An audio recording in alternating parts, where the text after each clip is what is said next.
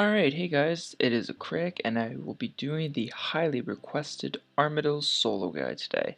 So what you're going to want to do is pretty much set up for yourself with the max range here, the highest range bonus you can possibly get. Armadyl is hands down the hardest Guard Wars boss to solo, though I can average you just sometimes it's very hit or miss depending on the spawns. I can get upwards of almost to 20 kills a trip, and sometimes I get 7 or 8 kills a trip. So it's very risky as far as saying an accurate amount that you'll manage. Nonetheless, you're going to want to make sure you have your dark bow and your dragon arrow to spec out Kree, D-bolts to finish off Kree, and then diamond bolts for the minions. And I like to switch between my ring of wealth and an archer's ring when doing Kree. Sharpshooter you'll also want to keep on for Kree, and you can vamp off the minions. Again, vampirism is highly recommended. So I like to go with a couple prayer renewals. This just keeps your prayer up while the downtime when you just have protect range on and such, waiting for them to spawn. A bunch of brews, a bunch of restores, and there's also some other methods where you can just bring like one range potion, sometimes two, 4 prayer pots, and then the rest sharks, and then actually take off reg prayers, go to curses, and then trade off rigor for soul split, and you can flick between the range prey and soul split, and that'll actually get you. I just did that as a test and got 12 kills in a trip, which is very good at Armadyl. So that is always an option yourself. But basically I'll show you how to get there. So you're going to want to go into bosses, God Wars, and we're going to run south. I like to get a lot of a very high kill count before I go in. I'd highly recommend getting above 40, so that way if you die, you are able to get right back in. Now, I will be showing you how to enter a room that has not been cleared, so basically all 4 are spawning in, and you really want to hope you don't get Scree on you. Scree can really make or break a trip, so we're going to hope we can get lucky. So we're going to throw on a range prey. We're going to get all set up, throw on a prayer renewal, prayer, and we're going to go into room 2 here. So we're going to quickly grab this wall and just hope Scree doesn't see us.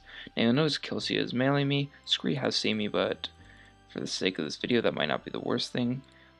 We're going to want to go over here so that way Killsia is trapped. And we are going to Debo spec Kree.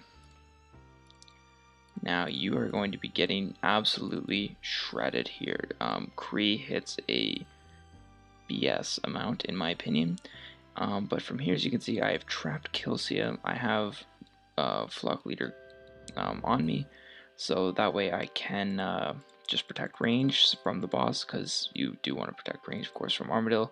He will max up to, I think, about 700 or something like that, so range prey is a necessity, and his secondary attack is mage, which, seeing as you are in full mage defense gear, you negate a small part of it. So as you can see, I'm just going to be finishing off Scree here. Moving on to Kree. What do I get? Some sharks. That is a perfect drop in our scenario. And there isn't really much more of a trick to killing Kree. I will throw back on the Debo since I did have an unlucky spawn. I do want to put off as much damage as I possibly can. Great spec, and that is exactly why you bring the Debo. And I'm going to throw my Ring of Wealth about now, getting ready, and we'll be back with the drop. Killed Kree, I'm going to throw on my Vamp and my Diamond Bolts, and keeping Killsia shielded from me, I'm going to keep my range prayer on, kill Killsia first, seeing as range prayer takes less prayer. It's just kind of a efficiency thing. I'm going to switch on to the lower prayer since I don't really need to hit these too hard. I'm not worried about that. And if you are like me and you want to save as much money as possible, that's why I recommend switching between Diamond and Dragon. Dragon is highly recommended for Kree, however, Diamond Bolts will suffice. I've cleared the room and I'm going to heal right back up, put myself a little bit over, and we'll pot up, get our Sharpshooter, Debo, and everything on, ready to fight when Kree spawns. Kree will spawn over here, and what you're going to want to do is just stand right across. If my north arrow is pointing north, you're going to come in the door and just run right over here, one step from here, and that will make sure that Flock Leader Greeler, whatever his name is, will block Kilsia, the meleeer, from coming in which case you just need to pray range and not worry about Kilsia. However, there are slight chances where Flock Leader will walk up and Kilsia is able to come in and melee you. This is not one of those cases. I will try and see if I can get one of those to show you. Chance you do have Kilsia meleeing you like this, you're just going to want to walk out, walk underneath him just like that, and I now have Scree on me, but you're going to want to hope that you do not have that happen to yourself. But that is an example of what you can do when you do have Scree on you. I meant Kilsia meleeing you.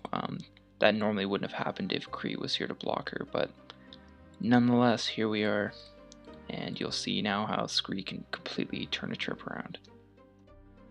The Armadyl guide, you will normally not have to worry about Kilsia meleeing you. However, I did show you in the event where he does spawn in and you are forced to have to pinch him against the wall here.